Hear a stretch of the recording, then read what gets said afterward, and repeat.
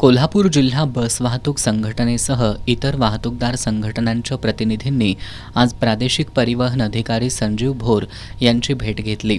संघटना प्रतिनिधींनी जून 2025 मधील आंदोलनानंतर नेमलेल्या समितीच्या अहवालावर अद्याप निर्णय न झाल्याबद्दल नाराजी व्यक्त केली. संघटनेचे अध्यक्ष सतीशचंद्र कांबळे यांनी ई चलन प्रणालीबाबत आक्षेप नोंदवत 45 दिवसात दंड न भरल्यास वाहन जप्त करण्याची तरतूद अन्यायकारक असल्याचं सांगितलं. तसंच प्रभावी अपील यंत्रणा उभी करावी आणि प्रलंबित प्रकरणांमध्ये दिलासा द्यावा अशा मागण्यांचं निवेदन प्रादेशिक परिवहन अधिकारी भोर यांना सादर करण्यात आलं.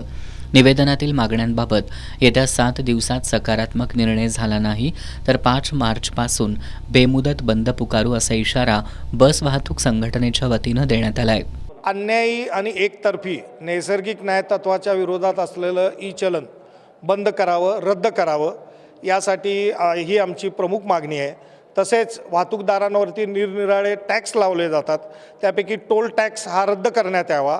हा दुहेरी टॅक्स आहे, दुहेरी म्हणण्यापेक्षा तो तिहेरी टॅक्स आहे, कारण महानगरपालिकेचा पण टॅक्स असतो, RTOचा पण टॅक्स आहे आणि त्याच्यानंतर हा टोल टॅक्स घेतला जातो. कोल्हापूर टू मुंबई प्रत्येक ठिकाणी प्रत्येक 1-1 इंचावरती टोल टॅक्स घेतला जातो, तो रद्द करावा.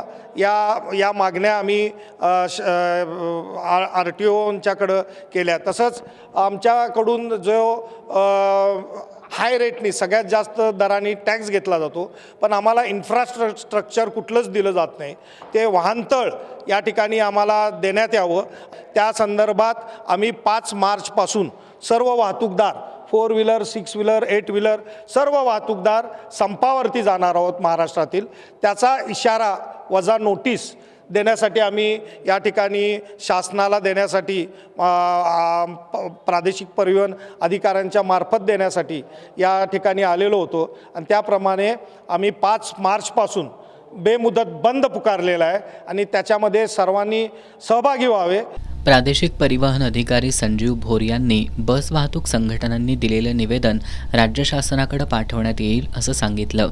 आता कोल्हापूर जिल्हा बस वाहतूक संघटना जी आहे त्यांनी निवेदन दिलेलं आहे की 5 तारखेपासून ते संपावर जाणार आहे किंवा त्यांनी वाहने बंद ठेवणार आहे. यामध्ये त्यांची मुख्य मागणी जी आहे ती ओव्हरस्पीडचे किंवा लेन कटिंगचे जे मेमोज त्यांना मिळालेले आहेत एक्सप्रेस हायवेला, तर ते एक्सप्रेस हायवेला दिलेले मेमोज हे त्याचा दंड जो आहे तो माफ करावा अशी त्यांची मूळ मागणी आहे. एक्सप्रेस हायवेला जे सद्यस्थितीमध्ये त्या स्पीड कमी करण्यासाठी 80चं स्पीड लिमिट 100चं स्पीड लिमिट केलेलं आहे, तर त्या ठिकाणी जे चलन झालेले आहे ते चलन रद्द व्हावे म्हणून त्यांनी मागणी केलेली आहे.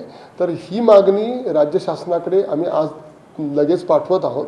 हा निर्णय हा राज्य शासनाच्या स्तरावरचा आहे, त्यामुळं माननीय परिवहन आयुक्त महाराष्ट्र राज्य जे आहेत त्यांना मी हे निवेदन त्यांचं फॉरवर्ड करणार आहे आणि त्यानंतर निर्णय घेणार हे शासन घेणार आहे. यावेळी प्रदीप राठोड, मनोज चौगुले, गौरव कुसाळे, उत्कर्ष पवार, राजू ढाले, दत्तात्रय पताडे, दिलदार मुजावर, रफिक राऊथर, संजय काकडे, शिवगोंडा चौगुले, अविनाश कांबळे, स्वरूप तोडकर आदी उपस्थित होते.